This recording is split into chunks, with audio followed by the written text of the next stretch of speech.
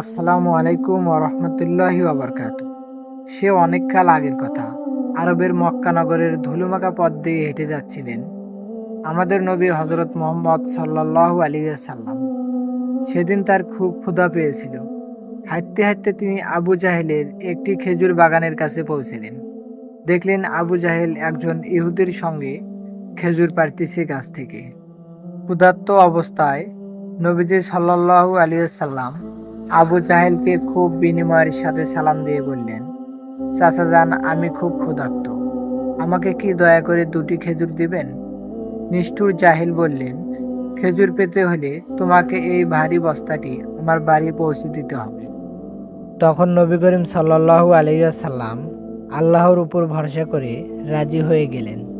খুব কষ্ট করে সেই বিশাল খেজুরের বস্তাটি মাথায় নিয়ে আবু জাহেলের বাড়িতে পৌঁছে দিলেন। কাজ শেষে নবী করিম সাল্লাল্লাহু আলাইহি সাল্লাম যখন তার পাওনা দুইটি খেজুর চাইলেন, আবু জাহেল তাকে মাত্র একটি খেজুর দিলেন। নবীজি যখন দ্বিতীয় খেজুরটির কথা বললেন, তখন আবু জাহেল রেগে গিয়ে তার মুখে একটা জোরে থাপ্পড় মারলেন, নাউজুবিল্লাহ। কিন্তু এর পরেই ঘটল এক অবাক করা কাণ্ড।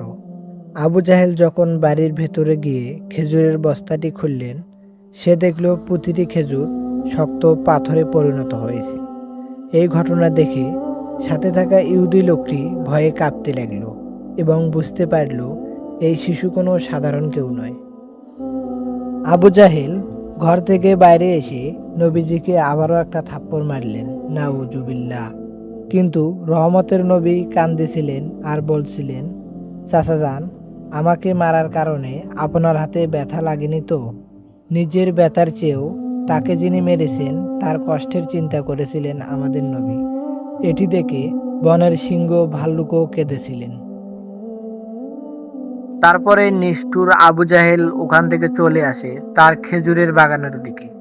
এখানে এসে তিনি শটফট করে দেখে, এদিকে যায় একবার ওদিকে যায় একবার, দেখে তার সম্পূর্ণ বাগানটি পাথরে পরিণত হয়েছে।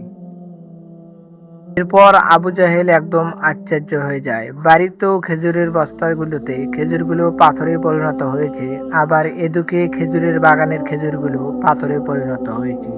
এটা নিশ্চিত ওই শিশু মোহাম্মদেরই কাজ। কিছুক্ষণ পর ওই খেজুর বাগানে তার সাথে থাকা ইহুদি লোকটি তার কাছে আসে।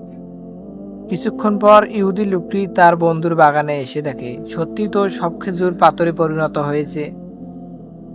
তখন ওই ইহুদি লোকটি তার বন্ধুকে বলে, এবার তোমাকে ওই শিশুর কাছে মাপ চাইতে হবে, তারপরে হয়তো সবকিছু পরিণত হতে পারে। তখন নিষ্ঠুর আবু জাহেল বলে, আমি এইটুকু একটা শিশুর কাছে ক্ষমা চাইবো? কোনোদিনও সম্ভব না। অন্যদিকে আমাদের নবী হযরত মুহাম্মদ সাল্লাল্লাহু আলাইহি সাল্লাম ক্ষুধার্ত অবস্থায় একটি নিস্তব্ধ গাছের নিচে বসে আছেন।